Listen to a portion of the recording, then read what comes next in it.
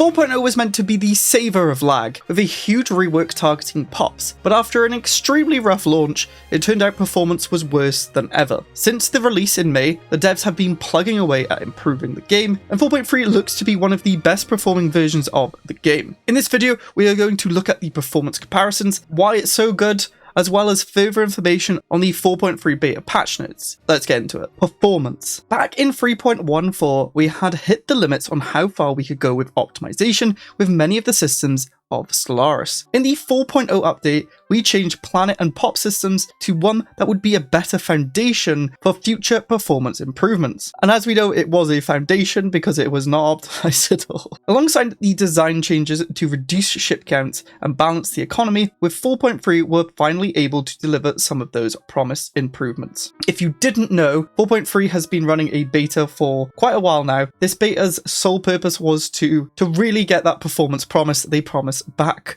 almost last year, I think it was, when we first got 4.0 announced. This beta's main focus was to reduce ship counts by basically buffing individual ships but increasing the cost, and then really nerfing the economy so you couldn't have a billion, trillion everything, because 4.0 let you really optimize your economy. The devs have been running side-by-side comparisons of different versions of Stellaris, and while the major differences in versions means we can't do direct comparisons, we try to minimize divergence. Today they'll be examining 3.141592653 versus 4.3 with default settings, except that it's on a huge galaxy, Ensign difficulty, with the Prothean Scourge as the crisis, so they're trying to keep all the variables as they can the same. My physics degree approves.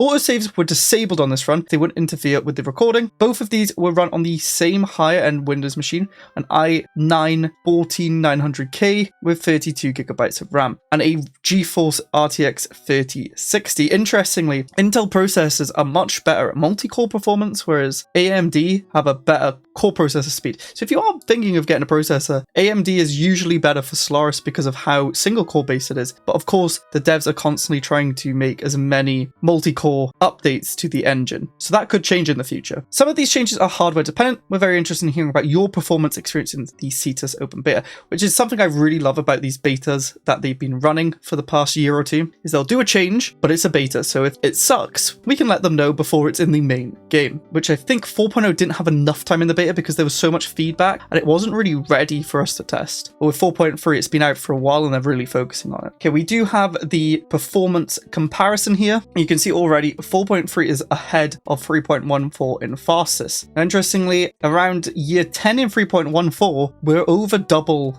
ahead at fastest, which is insane. I will say 4.0 did run very well for the first 50 years and then it started to creep, so it'll be interesting to see where we are at then. You can see by the time we're hitting year 50 on 4.3, we are still maintaining-ish the double speed. 3.14 is not lagging behind that much, but it's still a 22-year gap. By year 100, this is usually when 4.0, 4.1, 4.2 would slow down because of the amount of ships we could get to, but we're still 33 years ahead of 3.14, so that gap is increasing. 150 years into 4.3, 3.14 is now 42 years behind, so that gap is still increasing, which is incredible. And then 200 years in, it's still 43 years gap, which is very nice. 4.0 would be lagging like crazy. I've done big endgame saves with them and it literally crawls about this time. Subscribe right now. 150 years in, they are now 47 years ahead. I will say though that the L-Gate did spawn, which can cause a bit of lag. We also have the Scourge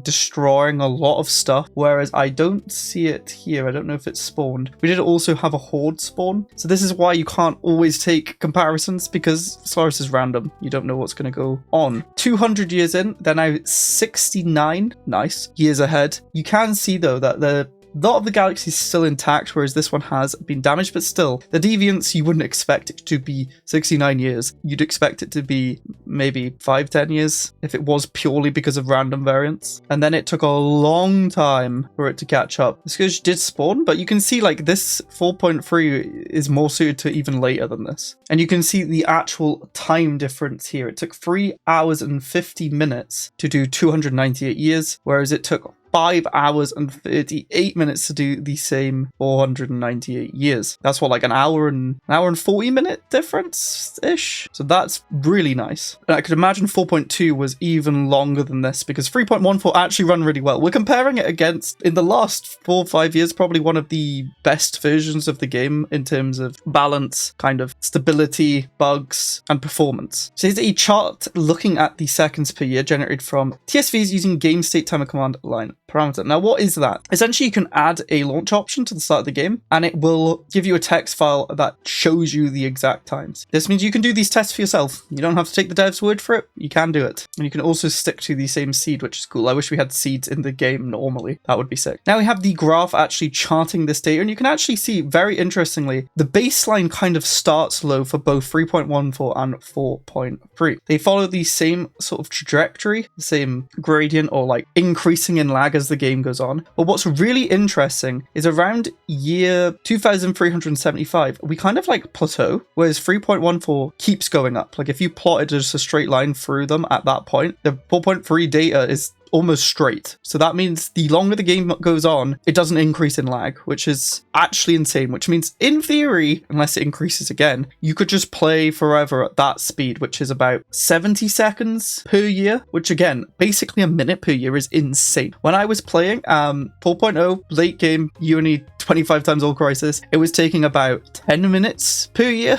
It's like a 10x improvement on that. On the video machine, the 3.14 build started at 30.52 seconds per year, while that 4.3 build started faster than a month per second. That is insane. It took until 2269 for 4.3 to slow down to 3.14 start time. So that's basically saying you can play 69 years, nice, in 4.3, and that's when you get to 3.14's performance at the start of the game. That's insane. And by that point, 3.14 was taking 44.63 seconds per year. The 4.3 game ended at 2500.0101. We know the 3.14 game halfway through 2506 because at that point it was already nearly 2 hours longer than the 4.3 video. 4.3 was 31% faster than 3.14, though it was continuing to diverge when we stopped the 3.14 run. Basically what I was saying, the longer this goes on, the better 4.3 is because it plateaus. Here's a chart showing the cumulative elapsed time it took each game to reach specific game years. As you can see, what I was saying before, this is kind of modeling it better. 4.14 is like continuing to grow in a curve, whereas around 2370 it turns into a straight line, which means there's no increase in lag.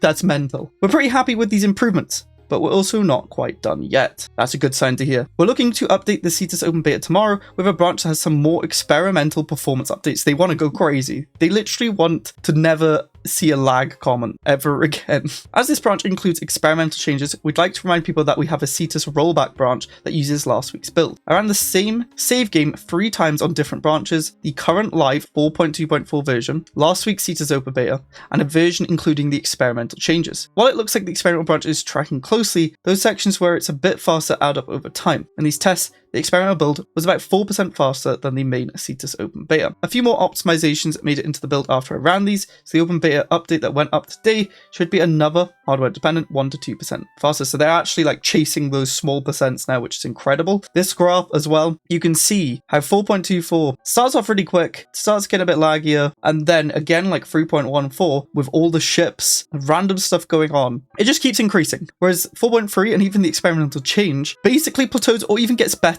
Maybe a crisis is killing stuff here, who knows, but it literally improves performance the later it goes on, which is a funny graph to look at. But this is really going in the right direction. You have to give it to the devs. 4.0 was not good, they've admitted that. Needed more time in the oven. Year later, it's looking really good. I actually like the pop changes. The ship and economy changes do improve performance, but they also actually improve the gameplay. The pacing feels better from what I've seen. Ships feel more impactful, and now they're chasing those 1 to 2% increases, which are going to add up over time. Before we look at some of the more further changes, I thought it'd be great to just load up the game and see on a large galaxy with max AIs how quickly it goes, so you can really actually get a feel of that early game speed. We're not going to go late into it, but if we just whack on fastest right now, look at the speed. This is in real time. It's mental. This is too fast to play on, almost. Like, that speed is incredible. Like, it just takes seconds to do a month. We actually didn't look at the patch notes 2 weeks ago, so I'll have a look at that, as well as them updating the bug report forum, which is really nice. It means it's going to be easier to give feedback and for them to implement feedback, which is a really nice change too. So 2 weeks, we got field modulation, eco simulation, and geothermal fracking techs are now marked as gateway techs for rural district specialization. I think they already were on the back end, but this means when you get those techs, which are the ones that boost up your energy production, your mineral production, your food production, it will tell you in game you need this to eventually get specialization, which is like global energy management, where you get the building and the edicts. Scorchworld Herald's Civic now mentions that diplomacy with other thermophiles is possible. Option text for rogue servitors discovering alien life is tonally appropriate. They don't want to just murder them. First robot timeline event blocked for machine species. I don't even know what that is. Scorchworld Heralds cannot longer grant full citizenship or resident status to conquered non-thermophile pops. Makes sense. Reduce the minimum fleet power necessary to trigger the fight with the ambushing Cuffloid to 600. Be tougher to fight, and you'll probably lose some ships, but usually when there's a lot of these balancing things that need to be done because of the ship changes. Some bug fixes like resync button in multiplayer being fixed. The Luminary for Under One rule now has the correct number of traits. Upgrading a starbase with a resource silo on it no longer lowers the total resource capacity for the Empire. Didn't even know it did that. And there's some performance changes like optimizing event parameter storage. There's a lot of nerdy stuff here, but a lot is faster in the back end. Changes result in smoother gameplay, reduced load on memory allocator, frame processing time reduced by 10%, and string allocation 76% faster. Lots of nice improvements. This week, we do have some more improvements and balance, like the change of scaling of Imperious architecture. What even is that? I don't know. Increase the maximum damage scaling for weapons that increase damage based on target ship size. So torpedoes have been buffed. Counselor's skill level no longer increases agenda speed as much to slow that down. Some augmentation changes, like loyalty circuits has been replaced by compliance filters and auto modding trait, so the bazaars can pick that on start. They also provide 400 jobs for driven assimilators. Augmented jobs for regular empires now provide flat bonus growth, not a multiplier to existing pop growth, so that's a nerf. Synthetic fertility now starts with powered exoskeletons, a buff to synthetic fertility that did not need it. Why? Synthetic fertility is just strong anyway, and needing that tech, you know, slows them down a bit at the start. Now it's even quicker. Significantly changed the Eater of Worlds Covenant powers and auras. The Doom power for the Eater of Worlds no longer immediately starts a war. Oh, that's nice. That is a buff. The aura intensification of the Eater of Worlds no longer summons ships from nothing. That's a nerf. The aura intensification of the Eater of Worlds now increments your Doom intensity. Okay. The Doom power now manifests the Doom of the Eater fleet. Between 3 and 6 intensity, this fleet only has teeth, the escorts. Between 6 and 12, this fleet has teeth and fangs, escorts and cruisers. At 12 or higher intensity, this fleet has escorts, cruisers, and battleships, and the intensity is capped at 50. The number of ships depends on Doom intensity. Manifesting a new fleet will instantly dismiss any current fleet. The fleet will appear in orbit of any planet with a sanctum of the Eater, or if one doesn't exist, your capital. So essentially, you're not going to be getting spammed ships. However, you can spam out ships if you need them, but it's probably best to wait until you get to intensity cap 50, or if you're going to war, wait as long as you can, pop it, then later on in the game, try and get to 50 caps so you can just get those fleets. If they die, you're going to need to reuse it, but it gets rid of those fleets. I like that change. It was a bit spammy before. Some bug fixes. Refugee attraction was just not working. Cybernetic tooltips cleaned up. Fire oracles now only appear if the main species of an empire has habitability less than or equal to 50 before it was any local species. I didn't even realize that, but yeah, you can gamify it if you just got a pop that sucked on the planet and then you just get all of the buffs. So that's a nerf there. Wilderness empires now pay biomass when terraforming a volcanic world into a normal habitable world. And then some further performances. We've got some experimental economic threading changes, so we've got more multi-threading, which is nice.